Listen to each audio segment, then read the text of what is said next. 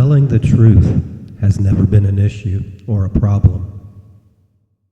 Getting the people of Earth, to believe in such truth, now that is another story.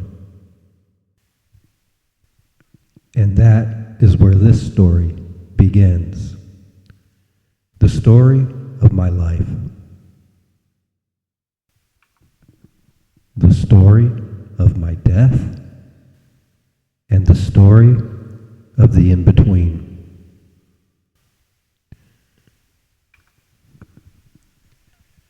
Since my return to Earth, I have had many moons to analyze how what we did in the past affects the outcome that has transpired into what is today. Remember, we were not going by what you now call the Bible or the Quran or even the Torah. We were exercising a different way of communicating to God. And maybe we didn't make, through parables and stories, our message clear enough.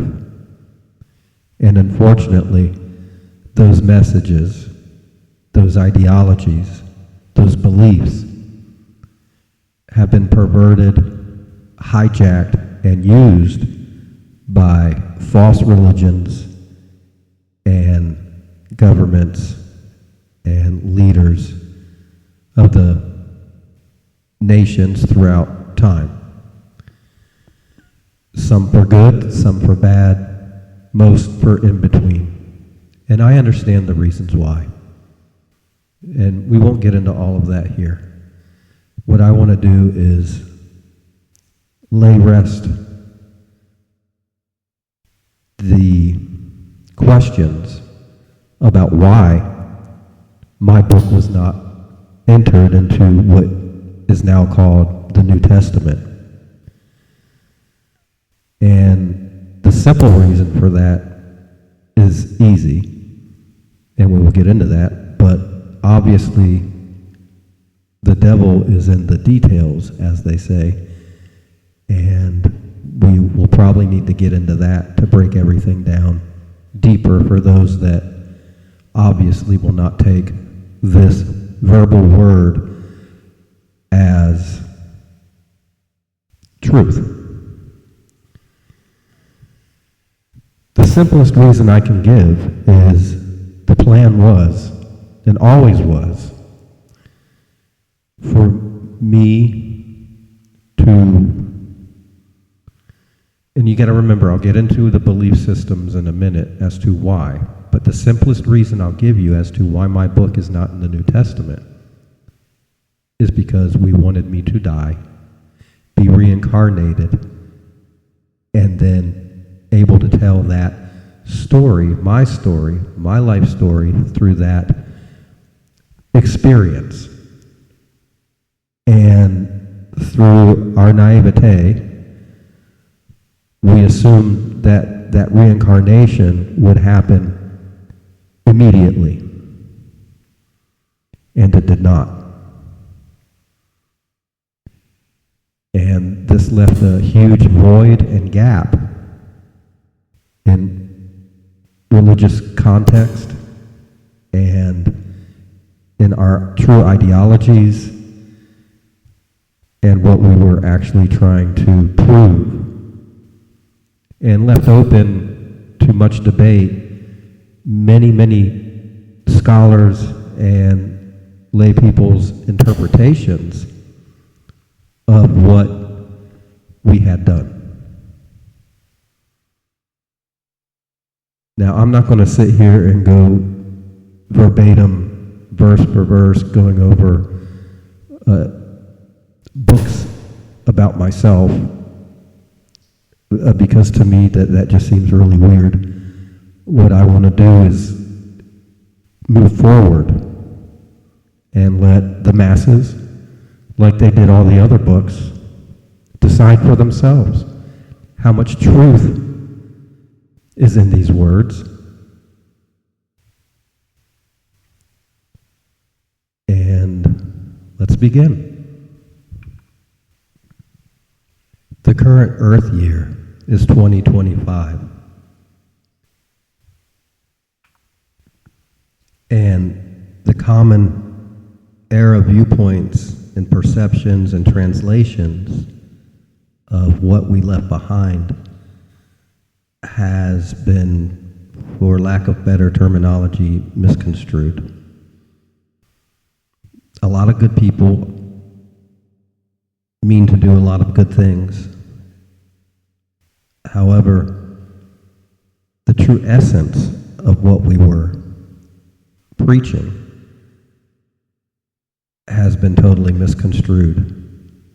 Now, whether that was deliberate or whether that was a misunderstanding, I can't answer that.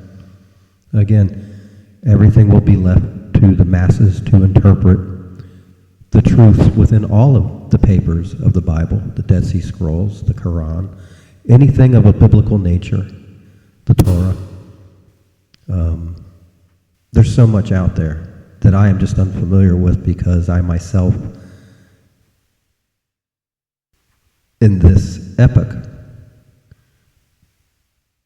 refused to go down that road for so long. And we'll get into that later on. But I want to digress back into those early days and what the intent was. Now again, from our viewpoint in 2025, as I am writing this today, now, it's easy to forget how things actually were back when we were doing these initial ideologies and putting them in motion. At that point, 90% or more of all peoples of Earth believed in polytheism.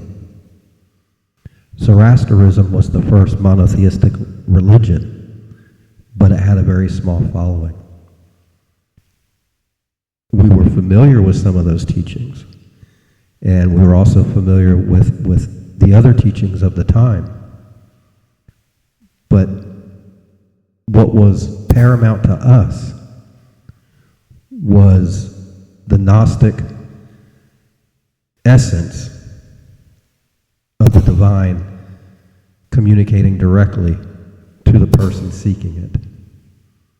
And in a way, it's still being done today through what is called prayer. And it also laments me a lot to see some of the horrific things that were done in the name of religion to exterminate those that were trying to exercise their connection with the divine, being cast out as wizards or witches or anything of that nature, and calling them heretics to their interpretation of religion, when in actuality, when one reads the Bibles, any of them, you will find that most of the people, if not all, that wrote books in the Bible got their information through divination, either through a dream or through a vision. And then somehow that got perverted after the fact and demonized. And those people that continue to pursue their religion in that way through Gnosticism were persecuted. So what we were setting out to do was prove the polytheistic ways. There are passages that have been omitted from the Bible, that have been changed from your Bible, that exemplify this notion. And the people that corrupted the Bible to use it for their own purposes and our true ideologies and beliefs transformed everything we were saying into a monotheistic God. And somehow the only way to achieve your salvation, to enter into the kingdom of heaven, was somehow through my death. And this is exactly not what we were out to prove. We were trying to prove that reincarnation existed. And I felt that my connection to the divine was so strong that I could pull it off, that I could go to the other world, and I could come back and tell that story. Unfortunately, like I said, in our naivete, we thought this would happen immediately, as if immediately upon death, the rebirth would come at that moment. Instead, it took many, many years, many, many souls for me to experience life through before I could remember who I was.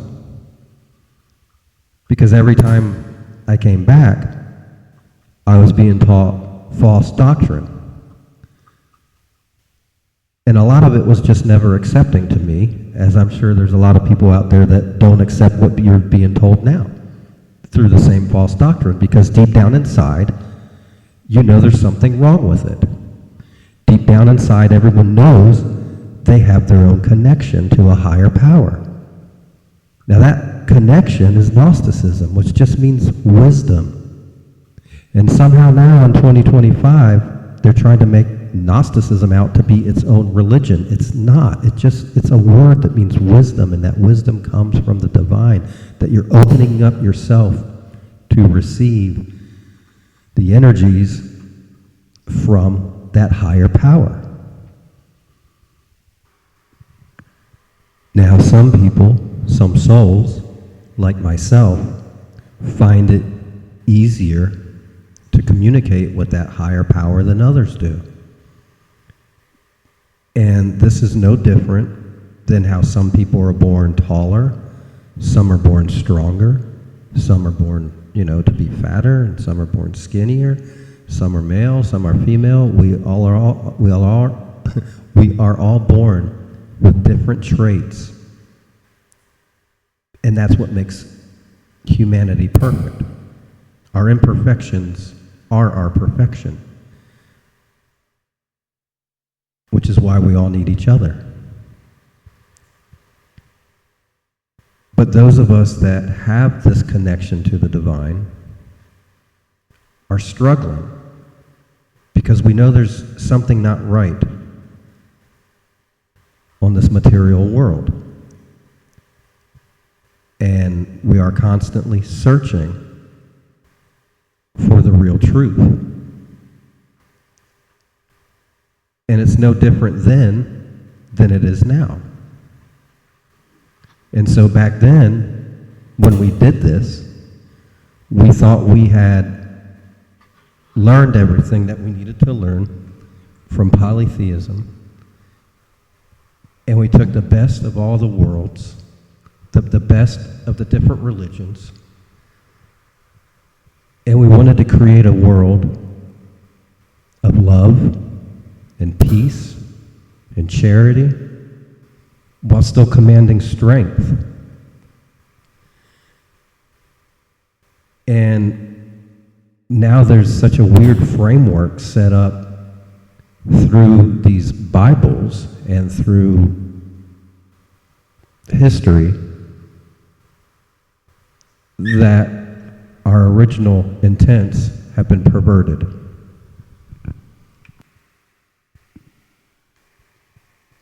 So, as everyone remembers, going back to the old world, pretty much all religions use sacrifices as a means to connect to that higher power. And I'm not just talking about from the areas that you expect religion to come from. I'm talking about everywhere. And I'm going to show later in my book, my story, my life, how all the world was connected through all of time. This is why, whether you were in the Americas, or whether you were in Africa, or whether you were on the poles, Poles or whether you were in Europe, it really did not matter. We all could communicate and share our beliefs. Now, when it came to sacrificing, you will find that most people were too chicken shit to sacrifice any of their own blood, with maybe the exception of the indigenous peoples in the Americas, which would often emulate the god, and at the end of the year of doing that, they would sacrifice themselves.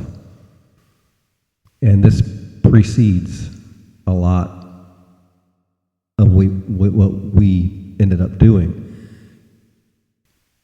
And that was basically the foundation of why I thought I could be killed and then I could reincarnate myself and have once and for all the real proof that everyone needed. Because at that time we didn't have that proof. And again, in my naivete and our belief systems, we thought that maybe it was not happening because the sacrificial offerings within the different religions were always about giving their cattle, giving their enemies, giving whatever else to satisfy the god. And it never pushed or interpreted or acknowledged that maybe you need to give of yourself. And we thought that was a huge difference that set our religion, if you want to call it that, apart from all the others. That by giving of yourself, you're giving the most valuable treasure you have. And this is why initially my book was not written and included in the New Testament. So, with this book that I submit now, over time it will become part of that ensemble of knowledge that goes into religion, and whether it is accepted or not as the true gospel, well, that'll be determined by the masses over a long period of time, debating these issues back and forth the way they have always done. But one thing that I have noticed that has changed is we no longer see people going to church sacrificing the blood of an innocent, whether it be animal, plant, or human. And while it is true that to better yourself in anything, you should surround yourself by like-minded people to increase that knowledge or to increase those skills, whether it be in sports, whether it be in academia, whether it be in religion, whether it be in politics.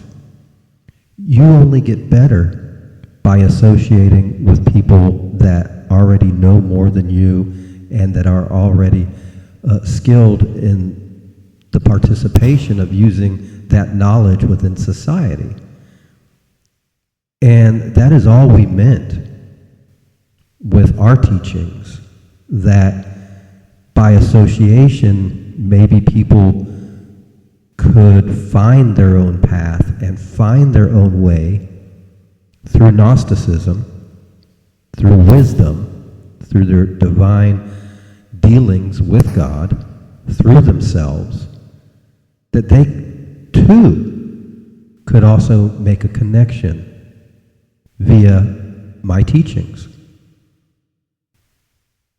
But nowhere did we intend it to be, nor did we ever state that this was the one and only way. And we have to correct that right here and now, because that is just not the truth. God, any God, a God, whatever you want to call it, is open to everybody. And anybody and everybody if they seek it, shall find it. Now, where you're starting off on that path, that I don't know. I don't know where you come from. I don't know what your core belief system is. I don't know what you already believe in as far as falsities that have been erroneously given to you through the ages. And all of these things we must transgress and we must move beyond in order to get to a true state of gnosis.